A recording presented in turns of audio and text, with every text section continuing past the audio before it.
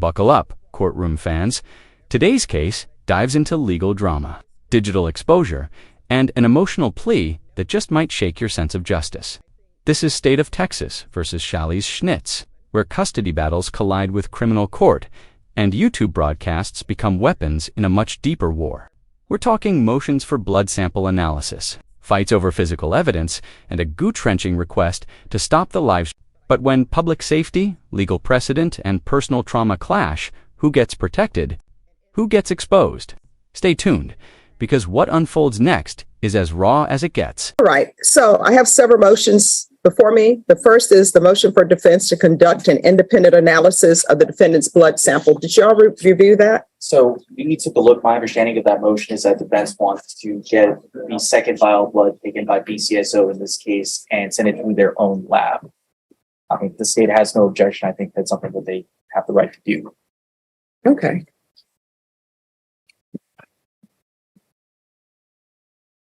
All right, that will be granted. And of course, the laboratory here will have to make safeguards, and that's not in the court's purview to make safeguards for the analysis. Right, Judge. My understanding is that the defense will have to, whoever is analyzing the blood for them will have to pick up the blood from BCSO, and there will have to be a clear chain of custody. So that's something that they're going to have to do. That's correct, Your Honor. That the safeguards are in place. Let's break down what just happened. The defense won a small but crucial motion. They now get to conduct an independent analysis of Schalie's Schnitz's blood sample. Sounds simple, right? But in legal terms, this is a power move.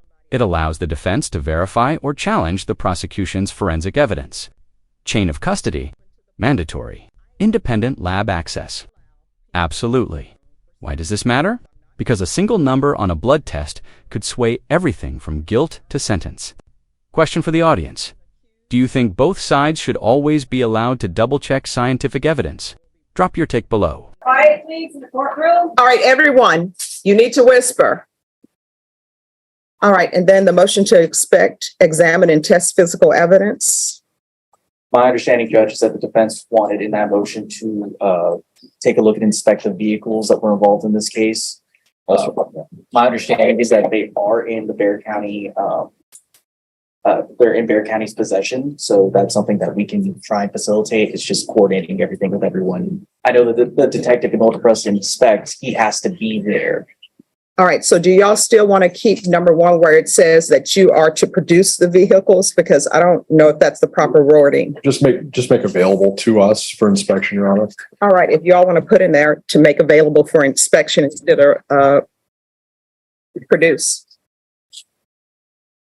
This initial, Your Honor, that's Yes. Mr. Escobar's handwriting.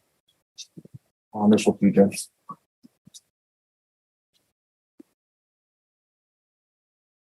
Here you go. All right, thank you.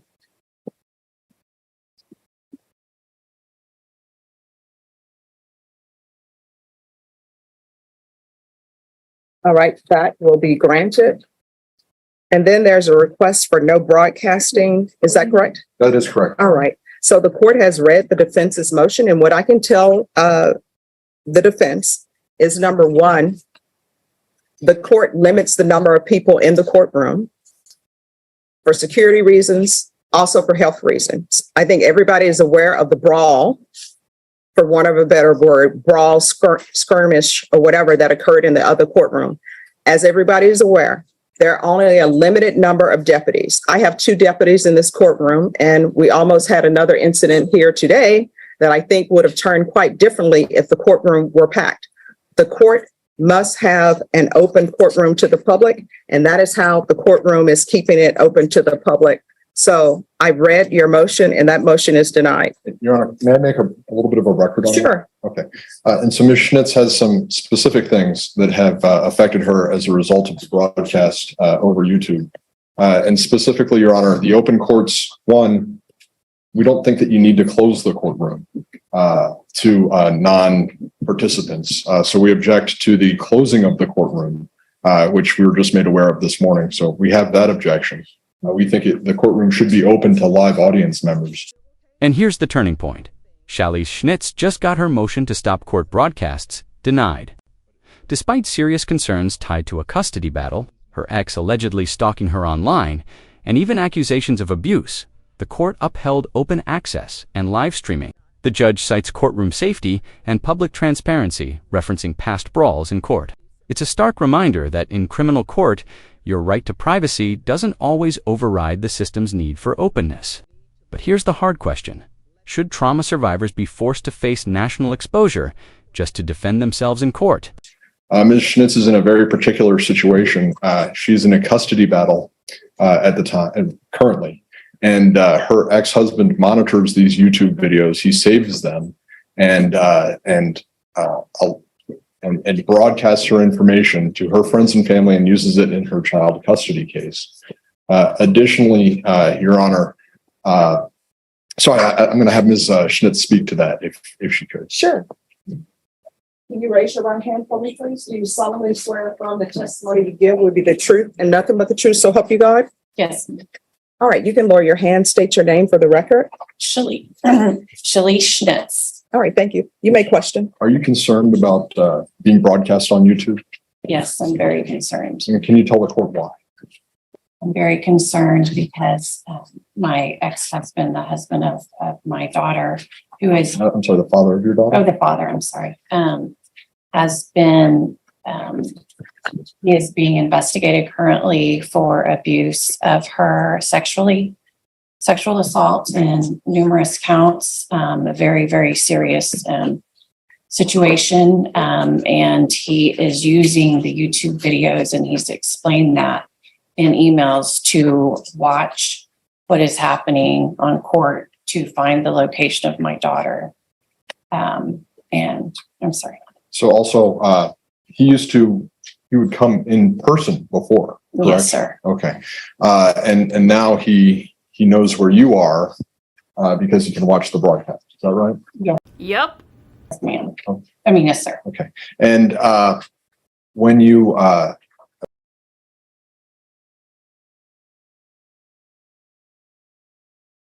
additionally, you've had to talk about your treatment situation.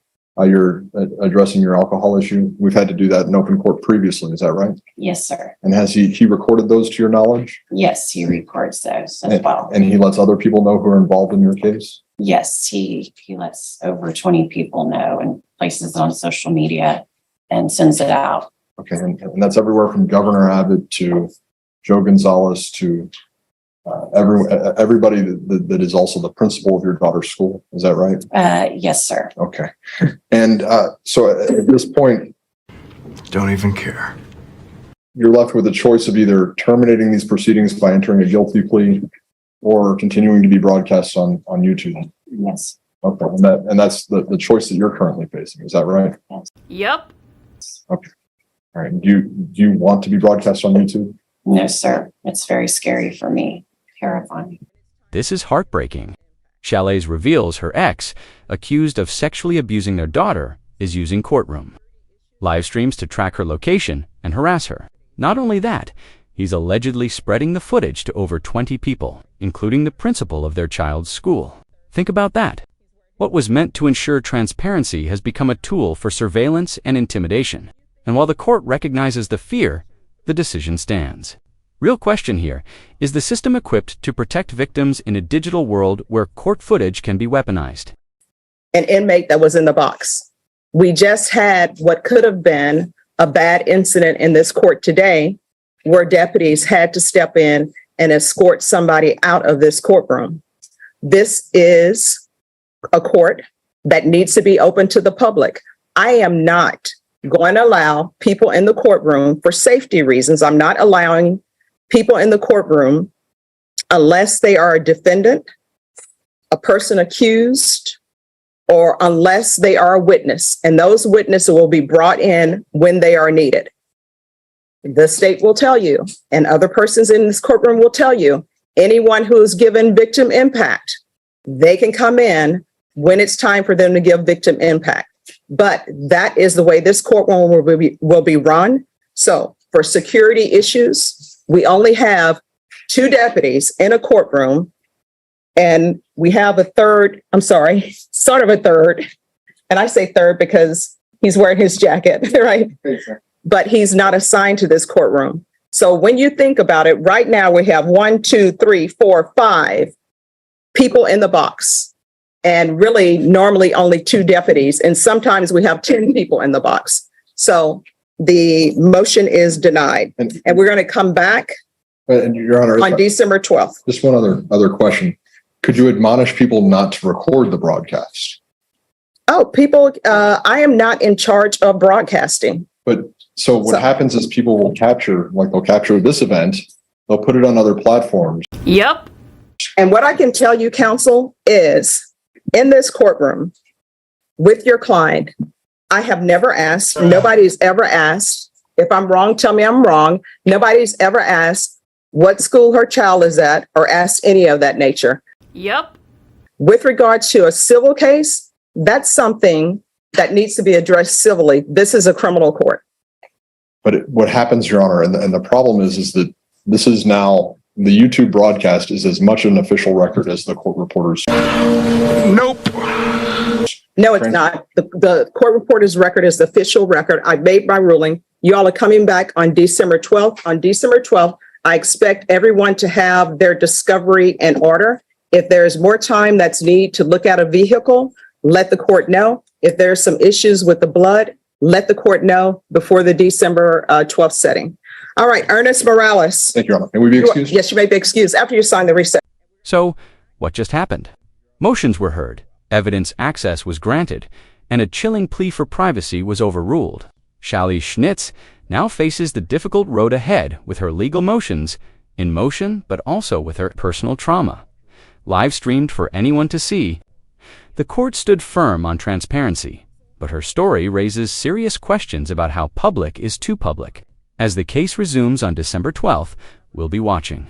If you found this case as shocking as we did, make sure to hit that like button, share your thoughts in the comments, and don't forget to subscribe for more jaw-dropping courtroom breakdowns. You won't want to miss what happens next.